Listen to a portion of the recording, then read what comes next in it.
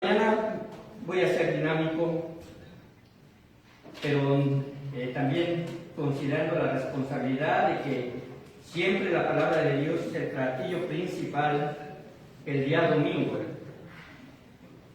La alabanza siempre nos debe de llevar a poder tener un corazón receptivo para la palabra de Dios. Los ángeles alaban a nuestro Señor, ¿verdad?, en el cielo. Algún día lo haremos juntamente con ellos, pero sin embargo, ¿verdad?, también entendemos que una gran parte de la Escritura nos revela que la edificación espiritual y personal es parte esencial de nuestra vida cristiana, y hemos aprendido durante estos temas, al cual llegamos hoy al tema número 10, y es el último tema, con respecto a hablar acerca de la restauración espiritual. Y este tema número 10 se llama la restauración, una victoria sobre la tentación. Porque la restauración se lleva a cabo en ese proceso de forma diaria. En una conferencia de pastores, el predicador comenzó con esta exclamación, ¿verdad? Y refiriéndose a pastores en uno de estos compañerismos que se llevan a cabo, y les dijo a los hermanos: ¿quién de ustedes no ha sido tentado en el ministerio? Y en realidad, ¿verdad?, nadie levantó la mano, porque todo hombre es tentado, y aún los pastores son tentados en el ministerio. Y esto es una realidad. La idea principal, hermanos, con respecto a la tentación, es que la tentación en sí misma no es pecado. El pecado es ceder a la tentación. Y para saber el peligro real que esto representa en la vida del cristiano, tenemos que identificar por lo menos a dos fuentes que la Biblia, pues de forma objetiva, ¿verdad?, e intencional, nos hace pensar en ellas. El primero es que la fuente de la tentación, ¿verdad?, hay un ser que es enemigo de nosotros y que se convierte precisamente en el tentador. De hecho, una de sus identidades, uno de sus nombres, se le atribuye de esta forma: el tentador, o el padre de mentira. Y ustedes saben que me refiero ¿a quién? A Satanás. Ahí en 2 Corintios 2:11, dice de la siguiente manera. Si ustedes pueden ir rápidamente, y si no, solamente escuchen. No hay necesidad de que se oigan, ¿verdad?, quizás que se estén pasando las hojas cuando ya lo hemos localizado algunos. Así que también el ser receptivos, ¿verdad?, es a partir de nuestro oído. 2 Corintios 2:11 dice así la palabra de Dios: para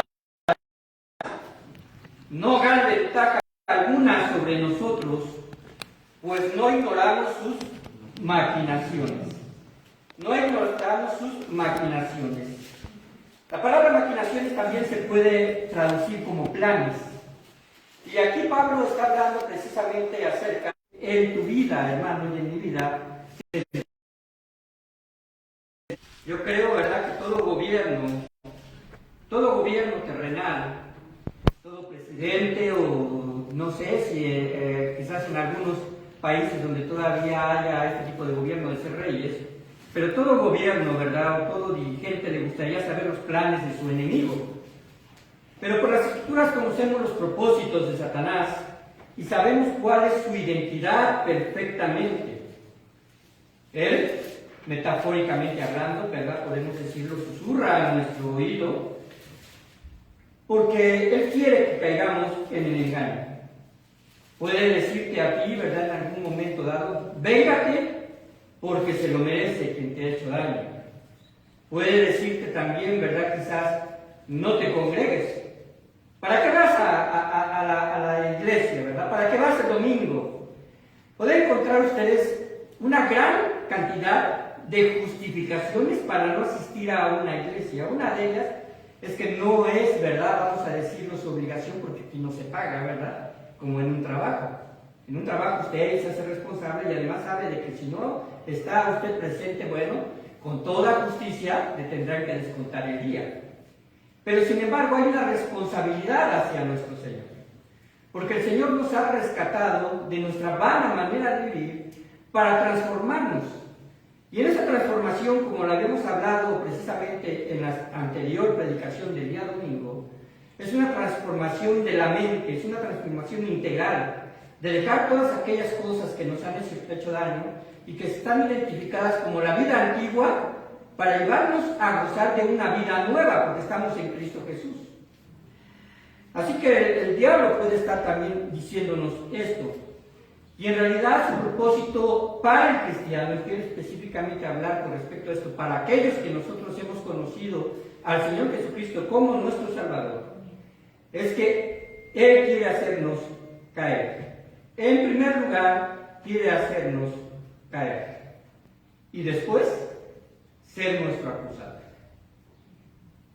Llevarnos a una posición mental y emocional de quizás percibir que no somos merecedores de ser llamados hijos de Dios, que no somos merecedores de poder ejercer algún servicio dentro de algún ministerio de la iglesia, y nos insta, ¿verdad?, a seguir quizás en una vida de derrota.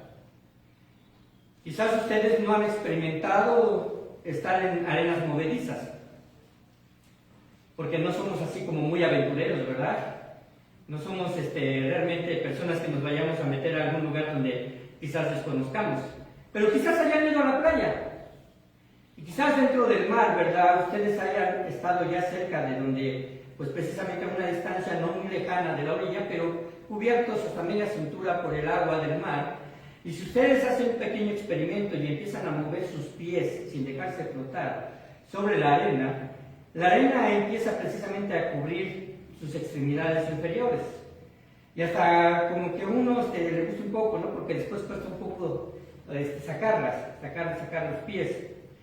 Bueno, lo mismo sucede si usted metería sus pies a lo mejor en un lugar donde apenas está puesta una plataforma, una superficie de cemento. La diferencia es que usted, si permanece demasiado tiempo en el cemento, ¿qué va a pasar? Se va a endurecer y no va a poder usted salir, no se va a poder desplazar y se va a quedar usted ahí estancado.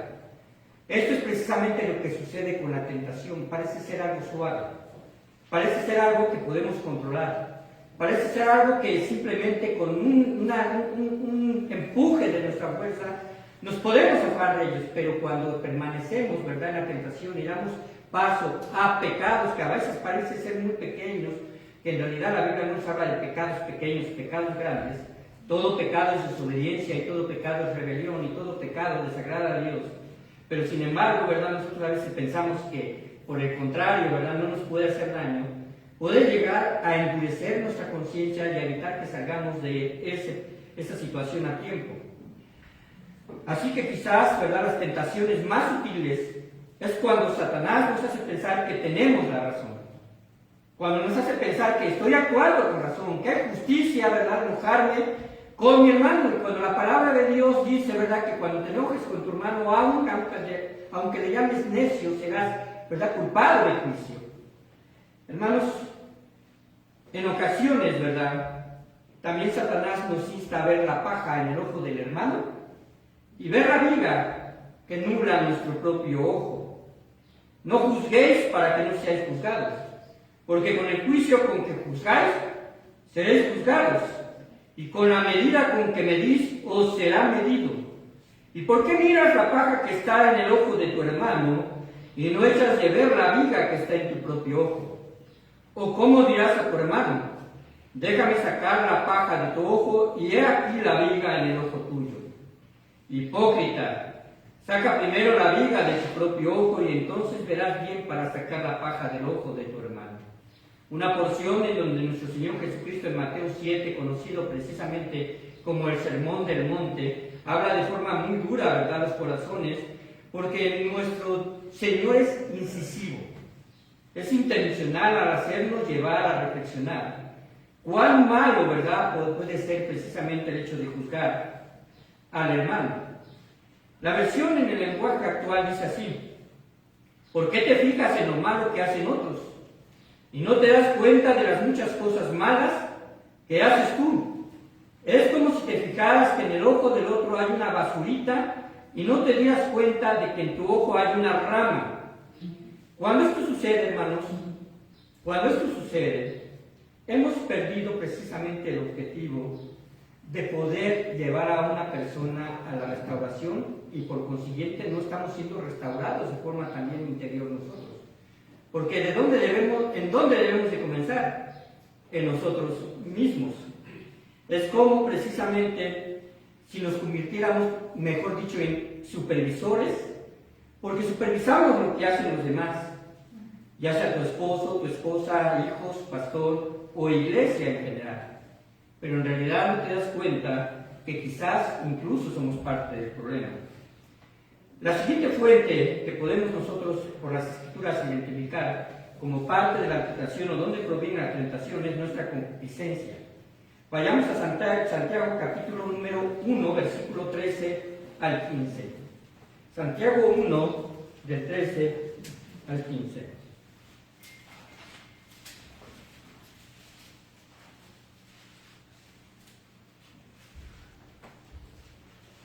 ¿Lo tenemos? Perfecto, hermanos. Puestos de pie, vamos a dar lectura en voz alta. Son 2 versículos. Hagámonos de forma correcta y fuerte. Dice así la palabra de Dios, les doy inicio y ustedes continúan. Cuando alguno es tentado, no diga que es tentado de parte de Dios, porque Dios no puede ser tentado por el mal, ni él tienta a nadie, sino que cada uno es tentado cuando de su propia concupiscencia es atraído y seducido.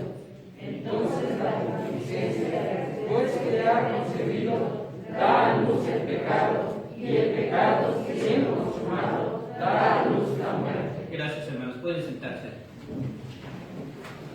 Es claro que Dios no tienta a nadie para hacerlo caer, porque Dios no juega con el creyente ni juega con ninguna persona. Por el contrario, Él ha suministrado, Él ha dado precisamente la respuesta al pecado.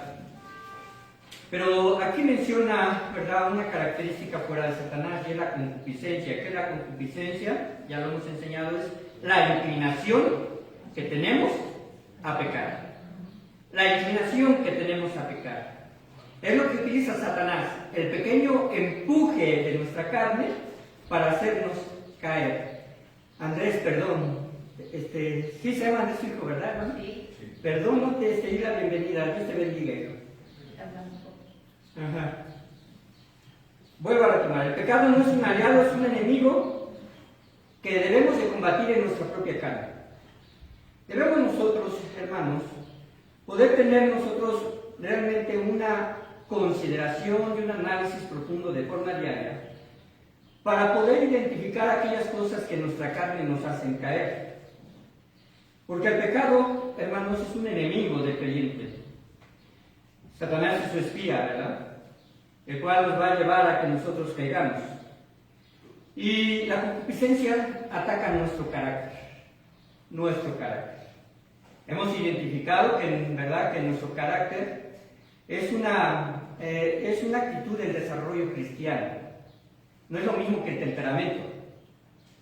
Tu temperamento puede ser fuerte, tu temperamento puede ser quizás melancólico, tu temperamento quizás puede ser flemático, pero ese es tu temperamento, así naciste con él. ¿Qué es entonces lo que la palabra de Dios nos lleva con respecto a esto? Independientemente de la forma en que expresamos nuestro temperamento, nuestro Señor nos quiere llevar a tener dominio propio sobre nuestro temperamento. Y ahí es donde se forma el carácter. Y cuando el carácter, ¿verdad?, está siendo formado, es donde Satanás quiere atacar.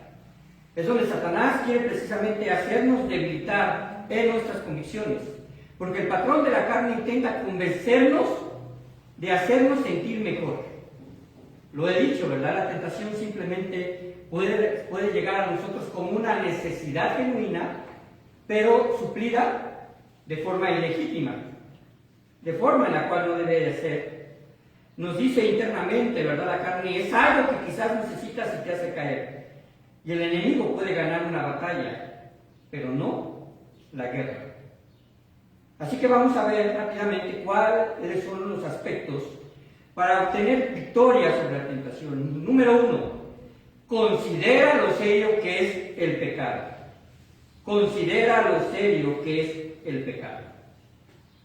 Como lo he dicho, el pecado, ¿verdad? La batalla contra el pecado y contra la tentación es una guerra espiritual. Cuando yo era niño, pues todavía jugábamos algunos juegos infantiles, ¿verdad? Que quizás ustedes recuerden. Uno de ellos quizás era uno que se llamaba stop. Se pintaba un pequeño círculo, se dividía, ¿verdad?, en franjas como si fuera un pastel, y se ponían los nombres de diferentes países, y cuando uno de ellos, ¿verdad?, el que guiaba el juego, decía: declaro la guerra en el nombre de México, el que estaba en la sección de México tenía que saltar al centro, y derrotar al enemigo era contar los pasos hasta donde se podían correr ellos. ¿Recuerdan esto? ¿Quién lo recuerda? Quizás los jóvenes no lo sepan mucho, ¿verdad? Pero lo recuerdan. ¿Saben que este juego, ¿verdad?, es muy viejo y se inició prácticamente a partir de la Segunda Guerra Mundial, donde los pequeños jugaban precisamente a hacer guerra?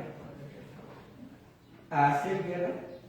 Lo que en ese entonces sus padres iban y combatían al frente, ellos lo veían como un juego. Y no solamente este juego, algunas otras actividades infantiles estaban correspondidas a las propias vivencias de su propio tiempo. Pero hermanos, este juego, ¿verdad?, es solamente eso. Pero nosotros frente a la tentación estamos viviendo una guerra real. Y creo que esto debemos de considerar en cuanto al pecado. La presión de la tentación, hermanos, la presión de la tentación no va a desaparecer de nuestras vidas. Y no se gana por nuestras propias fuerzas. Se gana a causa de Cristo, quien camina con nosotros. A causa de Cristo que camina con nosotros. Lo hemos repetido. En Corintios, 2 de Corintios dice que somos nuevas criaturas. El que está en Cristo, nueva criatura es. En Gálatas 3, 26 al 28, no lo busquen, nos confirma que estamos revestidos de Cristo, que debemos de vestirnos de Cristo. Pero nuestra nueva naturaleza, ¿verdad?, y nuestra salvación, hermanos, son las armas que tenemos. Nuestra nueva naturaleza y nuestra salvación van en conjunto. Y además demos gloria a Dios, hermanos, de que nuestra salvación no es fugaz, de que nuestra salvación no tiene caducidad, de que Dios nos ha dado vida eterna de una vez para siempre cuando acudimos a Él en el arrepentimiento y de una forma genuina le pedimos nosotros perdón por nuestros pecados. Pero Él nos salvó para andar en una vida nueva, porque somos sepultados juntamente con Él para muerte por el bautismo, a fin, oigan esto, a fin de que como Cristo resucitó de los muertos para la gloria del Padre, así también nosotros andemos en vida nueva. Cuando andamos en una vida correcta, damos gloria a Dios.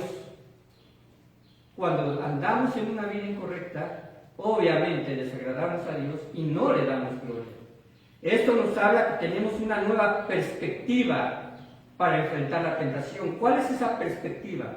Entender que hemos sido sepultados con Jesucristo para muerte en el bautismo, a fin de que como Cristo resucitó de los muertos para la gloria de Dios, andemos en vida nueva. El incrédulo o la persona que no cree en Cristo, las tentaciones muchas veces las ve como una oportunidad. Esto es una realidad. Se ve como una oportunidad que hay que aprovechar. Nosotros debemos de pensar exactamente lo contrario cuando la tentación llega a nuestra vida. Dejar de verlo como una oportunidad, ¿verdad?, para satisfacer una necesidad, para quizás vengarnos de alguien, para cumplir un deseo, ¿verdad?, de nuestra carne, y enfocarnos, ¿verdad?, precisamente en que eso lo debemos de resistir y que debemos de evitar. ¿Qué otra cosa podemos hacer? Prepararnos de forma diaria para enfrentarla. La guerra de la tentación, como le dije, va a ser continua. No empieza el lunes, no acaba el sábado y el domingo todos estamos muy bien, ¿no? No es así. Incluso el domingo, ¿verdad?, llegan las tentaciones, no es un error. Y para muchos es especialmente un día de tentación. ¿Por qué? Empezando porque a lo mejor simplemente por ganas no me quiero congregar. Simplemente por ganas no quiero saludar a quien me hizo mala cara. Simplemente por ganas ¿verdad? No estoy dispuesto, ¿verdad?, a ceder en alguna situación de la cual sabemos que tenemos que arreglar. Hermanos, déjame decirte que hay una gran diferencia entre no me siento edificado dentro de la iglesia a que la predicación no sea escritural. Hay una gran diferencia entre lo que piensas de la escritura, que en realidad no es la escritura, quizás sea el orador, quizás sea la predisposición, quizás sea la ineptitud de que predica o de que enseña, pero en realidad, hermanos, la palabra de Dios en sí misma es edificante. La palabra de Dios en sí misma es alimento. Una de las características y las pruebas que se les hizo a la Escritura es que es un libro que transforma vidas. Así que es muy complicado cuando alguien, ¿verdad?, dice es que yo no me puedo edificar o yo no me edifico dentro de un culto. Así que debemos de prepararnos de forma diaria para enfrentar la tentación, incluso antes de venir a congregarnos. Otra cosa con la cual nos podemos preparar es convencernos que Dios siempre nos va a dar una salida a la tentación. En 1 Corintios, solamente apúntenlo y escúchenlo, 1 Corintios 10:13 dice así: no os ha sobrevenido ninguna tentación que no sea humana, pero fiel es Dios, que no os dejará ser tentados más de lo que podéis resistir, sino que dará también juntamente con la tentación la salida para que podáis soportar. Quizás, ¿verdad?, ustedes recuerden los matrimonios que estuvieron asistiendo en un periodo, ¿verdad?, de reuniones que tuvimos. Alguna vez hablamos acerca de la tentación, ¿verdad?, para el varón, y hacemos un comentario y le decíamos, ¿verdad?, a las damas, y también pues para los varones, va todo esto, ¿no? Pero especialmente si tú crees que tu esposo, ¿verdad?, es tan fuerte como Sansón, tan sabio como Salomón, ¿verdad?, y con un corazón como el de David, no pienses que no van a tener tentaciones. ¿Qué sucedió con estos tres? Fueron tentados, porque hubo un descuido espiritual. Y esto no es justificación para decir, bueno, si ellos no pudieron soportar, ¿por qué no nosotros? Porque nuestro Dios nos ha dado algo que incluso, ¿verdad?, podemos decir que en aquel tiempo todavía no tenían, y era la revelación completa. Lo que Dios quiere y lo que Dios nos da a saber en cuanto al pecado, y además el Espíritu Santo que era mora de nosotros de forma permanente. Por eso Romanos 8 está en la Biblia, por eso Romanos 8 nos dice que debemos de vivir conforme al Espíritu y no conforme a la carne. Así que, hermanos, no podemos continuar siendo esclavos del pecado. Dios nos proporciona una salida. Este filtro espiritual nos ayuda enormemente a guardar nuestra integridad. Te voy a poner un ejemplo. Quizás recibiste una invitación para verte con tus antiguos amigos o amigas. El punto de reunión era un lugar donde se venden bebidas alcohólicas. Tú te ves arrastrado por tu concupiscencia y participas de esas actividades. Y aunque te habías mantenido constante en tu compromiso con Dios de mantenerte en santidad, ese día arruinaste tu progreso espiritual porque estabas en un proceso. Así que en una nueva invitación, con los mismos amigos, quizás al año, ¿verdad?, vuelva a haber otra nueva invitación. Pero en esta ocasión tú decides por tu bien espiritual evitarla. Has decidido no caer en lo mismo. Ahí está la salida y se llama evitar. Evitar la tentación. Otra forma de tener victoria es dejar de mirar la tentación. Este pasaje es conocido, lo van a identificar y me van a decir no solamente el libro, sino el capítulo y aún el versículo. Y vio la mujer que el árbol era bueno para comer y que era agradable para los ojos, y el árbol codiciable para alcanzar la sabiduría, y tomó su fruto y comió. ¿Qué libro? Capítulo 3. Versículo. Bueno, ya con quien identificamos el capítulo y el libro, ¿verdad? ¿De quién estamos hablando? De Eva. Pero observen el proceso de caer en la tentación. vio la mujer que el árbol era bueno para comer, obviamente refiriéndose al fruto del árbol, ¿verdad? Y que era agradable a los ojos. Pasa de la vista al deseo. Y era codiciable, ¿verdad? Pasa a la codicia. Y además, toma su fruto, pasa a la acción. Esto es lo que sucede con la tentación y la concupiscencia. Da fruto, ¿verdad? En nuestra mente, en nuestro accionar y al final a la muerte. Y cuando me refiero a esto, hermanos, no me refiero a que nosotros vamos a morir espiritualmente. Dios ya nos ha salvado. Pero sin lugar a dudas, ¿verdad? Tu impacto testimonial se verá arruinado. ¿Qué hubiera pasado si Eva hubiera volteado la mirada? ¿Qué pasaría si tú, hermano, dejas de ver con lascivia a las mujeres? ¿O qué progreso tendrías espiritualmente si dejas de ver el pecado como algo codicial? Obviamente estarías ejercitando tu carácter espiritual con respecto a evitar la tentación. Casi termino. El siguiente, saber perdonar. Este es otro punto para la restauración. La restauración es algo que tú puedes ayudar a poder, porque si tienes una postura de amor, estás marcando la diferencia para la restauración de otro. Y esto no es más que alinearnos con el sentir de Cristo. Porque ¿cuál fue el sentir de Cristo sino perdonar todos nuestros pecados? Cuando se enfrentó a la disyuntiva de ser juez o perdonar en el pasaje de la mujer adúltera, ¿lo recuerdan? Cuando estaba ahí, le llevan a la mujer adúltera y los fariseos le dicen: esta mujer ha sido sorprendida en el acto mismo de adulterio, dime tú qué debemos de hacer, porque Moisés nos dice que debemos de apedrear a tales. Ahora, la petición era justa de acuerdo a lo que Moisés había dicho, era cumplir una justicia. Pero la misericordia, ¿verdad?, de Cristo les llevó a reflexionar para que entendieran que es más importante el perdón. El que esté libre de pecado, tire la primera piedra. El que esté libre de pecado, tire la primera piedra. Quizás, ¿verdad?, esto es algo con lo que debemos reflexionar para que tengamos una consejería efectiva, para que seamos intencionales, para que sabiendo que al perdonar estamos restaurando no solamente nuestro propio carácter, nuestro propio espíritu, nuestra mente, sino también estamos ayudando al otro. Porque cuando hay un conflicto, cuesta trabajo dar el primer paso, ¿cierto o no? Estamos enojados, no nos hablamos entre esposos, entre amigos, entre hermanos, y cuesta trabajo dar el primer paso, porque la carne, ¿verdad?, nos lleva a decir: pues es que tengo razón. Hermanos, sobre la justa condena que nuestro Señor Jesucristo pudo haber dado, imperó la gracia del perdón, y así puedes ayudar a que otros tengan victoria sobre la batalla que libran.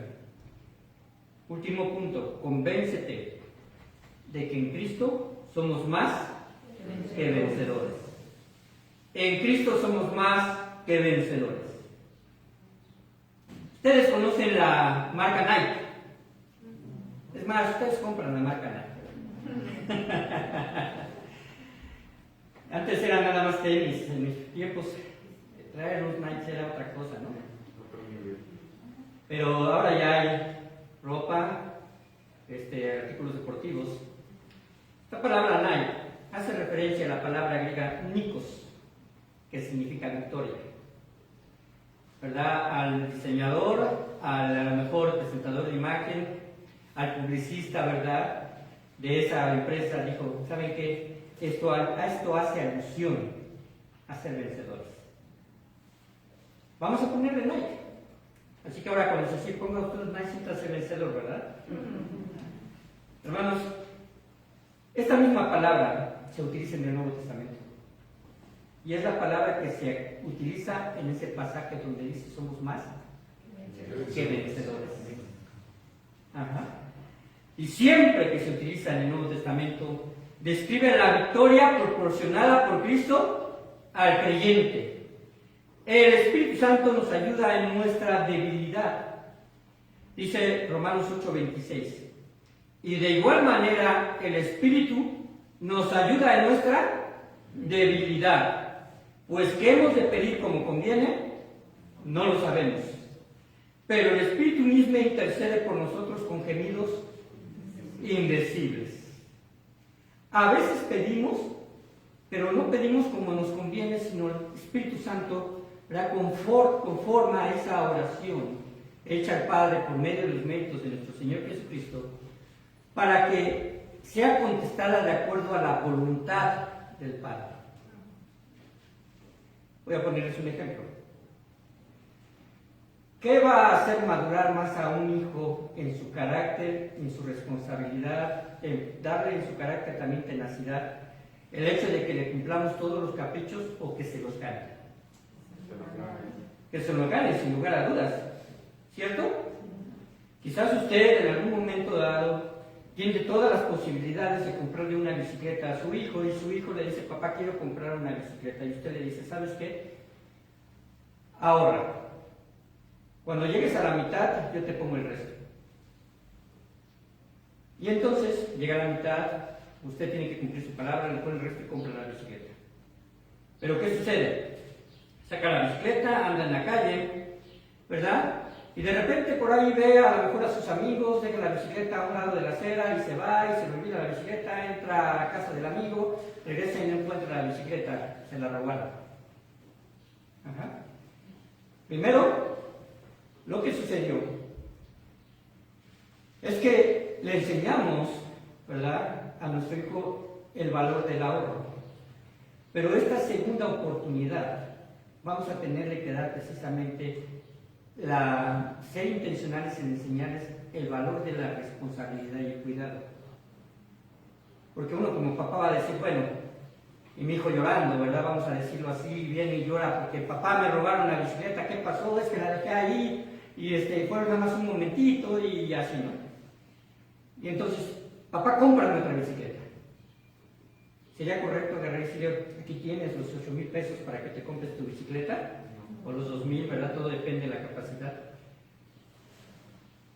Este padre podría bien decir: ¿sabes qué, hijo? No fuiste responsable. Ahora lo que tienes que hacer es ahorrar. Pero la vas a comprar tú solo. La vas a comprar tú de forma completa. El niño hace cuentas y dice: pues me voy a tardar como 1 año y medio en juntar, ¿verdad?, con lo que mi papá me da. Que los papás que le dan a sus hijos, ¿verdad?, que qué bueno, que le dan su mesada.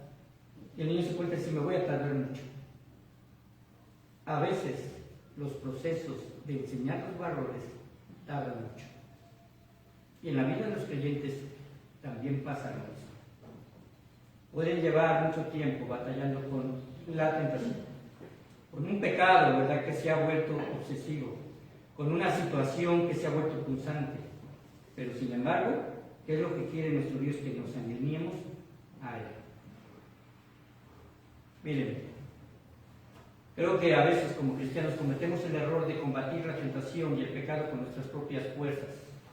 Es cierto que necesitamos disposición y necesitamos también fuerza y voluntad. Pero si nos alineamos con Cristo y cuando estamos en la tentación decimos: ¿qué haría Cristo en mi lugar? ¿Qué es lo que Él haría, verdad, a través de esta situación en la cual yo me siento comprometido en mi santidad, en mi carácter? ¿Qué es lo que Dios, verdad, desea que yo haga? Si te alineas con Cristo, bajo la guía de Cristo, no es difícil saber la respuesta. La tendríamos a la mano, porque en ese momento estaría dando la salida para poder enfrentar la tentación. Vamos a orar para terminar. Padre bendito, te doy muchas gracias, Señor, porque tu palabra es profunda y además nos hace reflexionar, nos hace entender que, Padre, estamos en una constante batalla. Lo menos que queremos, Señor, aún de forma inconsciente, es minimizar o devaluar, Señor, el sacrificio de tu Hijo en la cruz, porque tú lo que esperas de nosotros es que haya cambios radicales. Seamos intencionales, Señor. Que, Padre bendito, podamos nosotros aprender de ti para poder, Señor, soportar la tentación. Gracias porque en la semejanza de tu Hijo Jesucristo, al hacerse hombre entre nosotros, Nos enseñó, Padre, de que es posible, de que mi Dios, tu Hijo siendo tentado en el desierto, salió avante triunfante para no obedecer, Señor, las intenciones de Satanás y para emprender, Padre Santo, ese ministerio de 3 años para hacernos a nosotros, Señor, aceptos delante de ti al llegar a la cruz. Tu resurrección es muestra de, Padre Santo, de triunfo, Señor, sobre la tentación, sobre el pecado. Por eso tu palabra nos enseña, Señor, que el postrer enemigo por vencer es la muerte. Nosotros estaremos, Señor, delante de tu presencia. Ayúdanos, Padre Santo, entonces a continuar, Señor, diariamente. Y si alguna vez, Padre Santo, habremos de caer, quizás por falta de cuidado o quizás por descuido, tu palabra, Señor, dice que, Padre, caerá el justo, pero Jehová lo levanta. Te doy toda la honra y la gloria en el nombre de Cristo Jesús. Amén. Amén. Bien. Tenemos que echar mano de algunos varones, ¿verdad? Los hermanos que se vayan a quedar para que nos puedan ayudar a acomodar mesas.